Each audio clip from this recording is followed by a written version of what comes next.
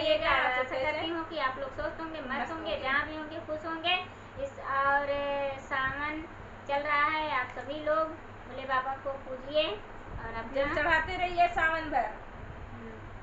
आप सबके लिए एक चटकदार कहरवा गीत लेकर आए हैं। आप सबको कैसा लगेगा कमेंट बॉक्स में जरूर बताइएगा। चैत तो चला गए, लेकिन देखा वही ऊपर गाना लेके आई है।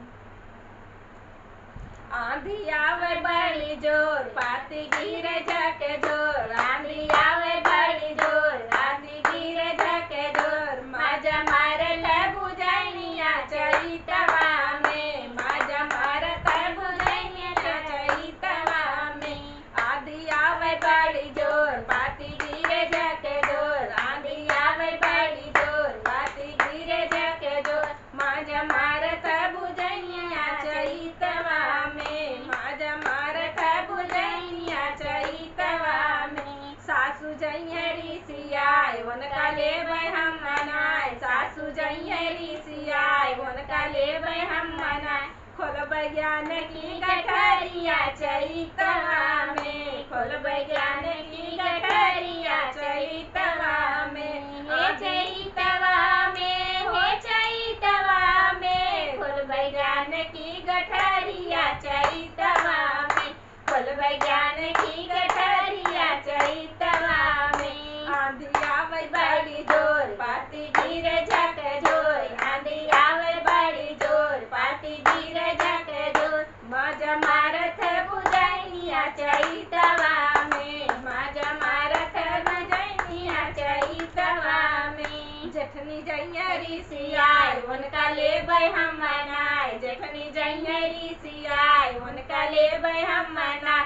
खोलबै ज्ञान की गठरिया चैतवा में, खोलबै ज्ञान की गठरिया चैतवा में। हे चैतवा में, हे चैतवा में, खोलबै ज्ञान की गठरिया चैतवा में, खोलबै गुण की गठरिया चैतवा में। आंधी आवे बड़ी जोर, पाती गिरे झके जोर। आंधी आवे बड़ी जोर, पाती गिरे झके जोर। माज मारत बुझैनिया चैतवा में, माज मारत बुझैनिया चैतवा में। हे चैतवा में, हे चैतवा में, माजा मारत बुझैनिया चैतवा में, माजा मारत बुझैनिया चैतवा में। ननदी जइयरी सियाय उनका लेबै हम मनाय, ननदी जइयरी सियाय उनका लेबै हम मनाय। दई देबै गवानवा बैसखवा में, दई देबै गवानवा बैसखवा में, दई देबै गवानवा बैसखवा में।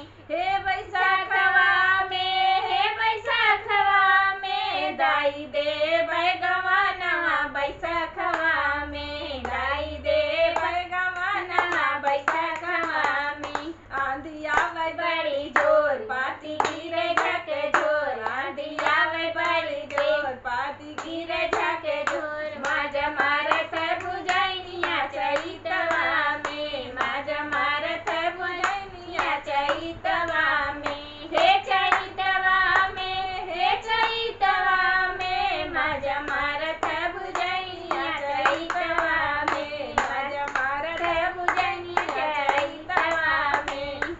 हमारा आप सबको गाना कैसा लगा आप सबको कमेंट बॉक्स में जरूर बताना होगा। मिलते हैं।